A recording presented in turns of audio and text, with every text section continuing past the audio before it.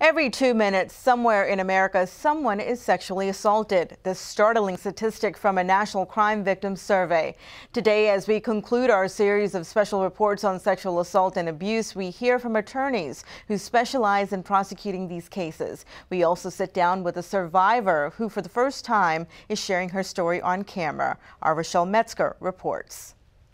This little light of mine, I'm gonna let it shine, let it shine, let it shine, let it shine. Linda Love has been keeping a secret. I couldn't believe it. The guy behind me had his hand around my mouth, so I couldn't scream. I did resist. The incident happened 30 years ago. She was 21, leaving a club late at night alone when a stranger approached her in the parking lot asking for a light. He grabbed my wrist, and at the same time he was grabbing my wrist, somebody pushed me from behind, and I was taken into the wooded area, and I was sexually assaulted. She says a friend, attacked weeks before under similar circumstances, went to police only to be told there wasn't much they could do. I burned the clothes, took a really hot shower, burned the clothes, and my way of dealing with it was if I didn't acknowledge it, it didn't happen. She never told a soul, burying the memories, secretly blaming herself. Until 2 years ago, depressed, skittish, and disconnected, Love says she hardly recognized herself. I was crying all the time, at the drop of a hat, not sleeping. Any little noise I heard, I was up checking it at home. Not going out after like 8 o'clock at night. Therapist Chanel White says Love's reaction is not uncommon for survivors of sexual assault. A lot of people that come in say that, they feel like they're going crazy. They don't understand what's happening to them. And so to not have that understanding almost, perpetuates the symptoms to last longer. And so what happens is a lot of people will suppress it and bury it, and then years later something will happen that will trigger those memories, and it will come right back up for them. And they'll say, why am I dealing with this now? It's been 5 years, 10 years, 15 years. Why is this, now impacting my life? And it's just because it's unresolved, and those things do tend to resurface. And so the benefit of coming is that you're opening up to process that, so you have a little bit more control over your symptoms, and you can work on changing your life for the better.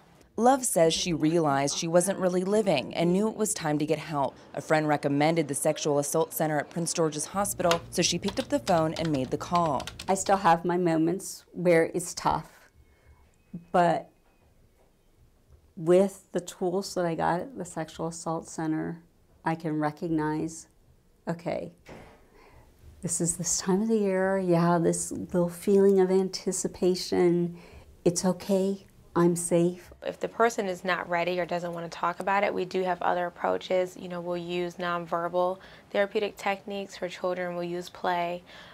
For adolescents or adults, we may use some type of writing exercise, or art therapy is very big. The Clothesline Project gives survivors the opportunity to break the silence by using art to express what happened to them.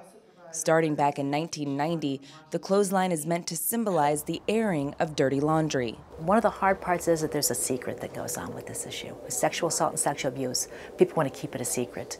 And what we want to do is to get people talking about it and to remove that secrecy. Because when the secrecy is removed, we get people more willing to come forward and say, yes, this happened to me. 1 in 5 adult women and 1 in 6 adult men in Maryland have been victims of sexual violence during their lifetime, according to a 2010 CDC survey. Half of all sexual abuse victims are minors. Donnie Carrington heads the Child Sex Abuse Unit in the state's attorney's office and says cases involving kids are particularly hard to prosecute.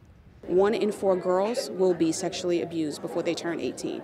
So that is a huge number, and unfortunately, because of the shame associated with sexual abuse, children don't report, and parents, once reported, don't believe their children. So it's very important that parents believe their children and take their children to places like this, and this is the only rape center in Prince George's County for victims to come to. State's Attorney Angela Also Brooks asked parents to protect their children, not the perpetrators, and allow her office to find justice for the family. This destroys lives. I meet women who are in their 60s who are still crying because their mothers did not believe them or their fathers did not believe them, and they carry the pain for the rest of their lives. The state's attorney's office is also partnering with the YMCA as part of a new Darkness to Light program that seeks to empower adults by teaching them to identify signs of sex abuse in children and then react responsibly. Prince George's Hospital is also launching a new initiative. We're going to be starting a new outreach effort this year, and that's really to focus on bystanders and trying to get the people who witness these kinds of things or know about them to figure out how they can be comfortable getting involved. As for Love, at 51, she says she is finally moving forward with her life and has a message for other survivors. It doesn't matter what you were wearing, what you were doing. You are a worthwhile person, and it's not okay to be silent anymore. This little light of mine, I'm gonna let it shine, let it shine, let it shine, let it shine.